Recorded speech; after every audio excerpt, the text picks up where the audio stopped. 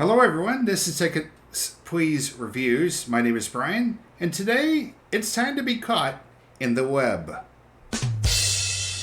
As we take a look at superhero dramedy Madam Web, a film that has been in can for over a year with 4 credited writers and a $100 million budget. Can this be the start of a new franchise? I kind of doubt it. Anyway, let's take a look at the cast and crew. Director S.J. Clarkson is making her feature film debut here, although she did make a direct-to-TV movie called Toast way back in 2010, a biopic about British cook and writer Nigel Slater, which starred Freddie Highmore. She's primarily worked in TV for the last couple decades, including the original Life on Mars and last year's miniseries Anatomy of a Scandal for Netflix. Star Dakota Johnson is one you might remember for the 50 Shades trilogy, but she's done other films such as Peanut Butter Falcon and Am I OK? To try to prove that she has range. You probably have heard of Sweeney from last year's smash Anyone But You, or her horror film from this year called Immaculate. She got her start with Euphoria, which appeared on Max. Isabella Merced is probably best known as the actress who played Dora and the Lost City of Gold. She was also in the Mark Wahlberg film Instant Family. Celeste O'Connor was in both Ghostbusters films starring Paul Rudd, as well as A Good Person. And last but not least, we have Tahar Rahim, who plays the villain. You might recognize him from A Prophet, which came out in 2009. Or more recently, he's co-starred in The Mauritanian with Jodie Foster. So let's take a look at the plot to Madam Web, shall we? When EMT worker Cassandra Webb, played by Dakota Johnson, has a near-death experience, she learns that she can get visions of the near future.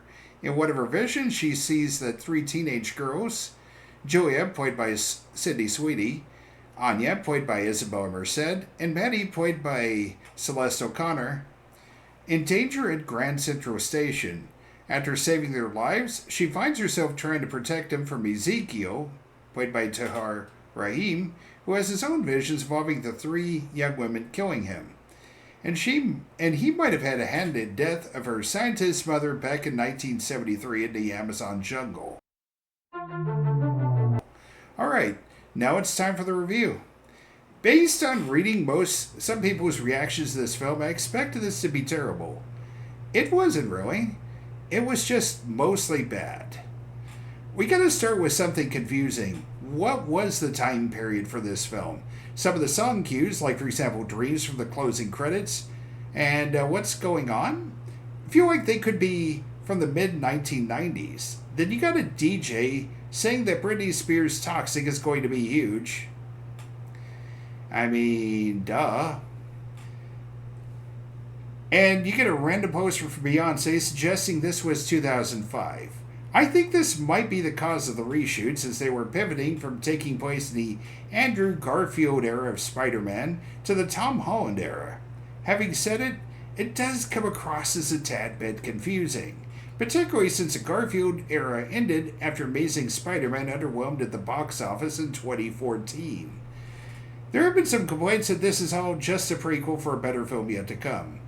And I totally understand that reaction. The whole thing does feel like coming attractions to something better as the film ends on the verge of giving us what we want. But based on the box office, it's something we're not likely to get. But one of my chief issues lies with the star of the picture itself, Dakota Johnson. She might have some ability to do a sitcom or a romantic comedy, but asking her to carry a superhero film as lead is apparently too much for her right now. Every line reading she has comes across as being painful and stilted, making for tough sledding when it comes to watching the film. Considering she's supposedly the mother figure of the trio of young women, it really makes it hard to ignore. Maybe down the road with some coaching or working with good actors, she could pull this off, but right now, it's beyond her capabilities. The dialogue is another problem.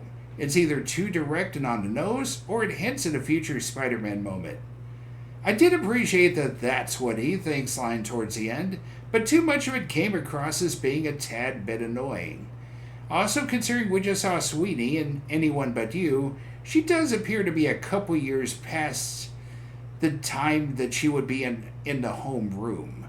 Maybe you can blame this one being in the can since late 2022, early 2023. The other actresses, Merced and O'Connor, are more convincing. But hey, there are good elements here as well. Thanks to S.J. Clarkson's direction, the film does manage some narrative momentum thanks to a solid pace. Sure, some story elements come across as being a tad bit hokey, but thanks to how the film keeps moving, it never feels like it's too long. And there are a couple of acting standouts of Madame Web, starting with Adam Scott as Uncle Ben. He's playing a very similar, somewhat sarcastic character to the kinds he played in Parks and Rec and Party Down, but his scenes do add a lift to the film. And although Rahib might be slumming it as Ezekiel, his professionalism does shine through here. Madame Web feels like a retro superhero film that might have passed muster, being released alongside Blade and Spawn in the late 1990s. But the bar has been raised in 2024. Spider-Man Across the Spider-Verse is talking about canon events, and whether they should be interrupted to improve the life of its lead. Meanwhile, the Batman is mixing comic book accuracy with ambition, and unfortunately, Webb cannot clear that bar. I give the Madame Web a D, and that concludes the review of this film. But there is something I do want to discuss, and that's a decision made by a certain YouTube critic turned filmmaker not to review Madame Web.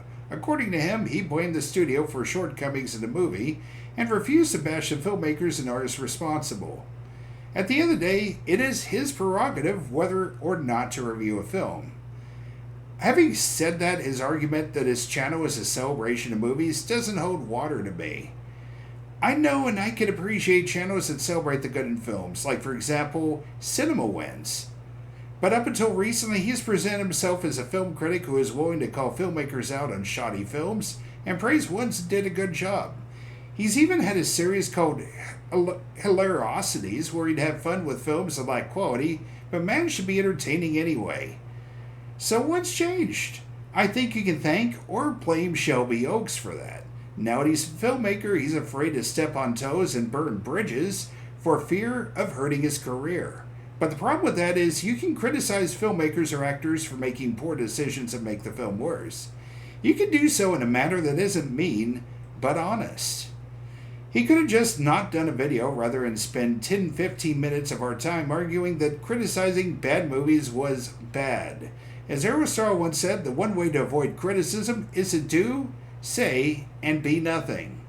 But the problem with that is many subscribers of his counted on him to be honest and forthright in his reviews of other films.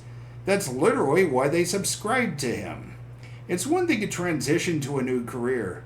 It's something else to move away from your stated mission that you've done successfully for a number of years.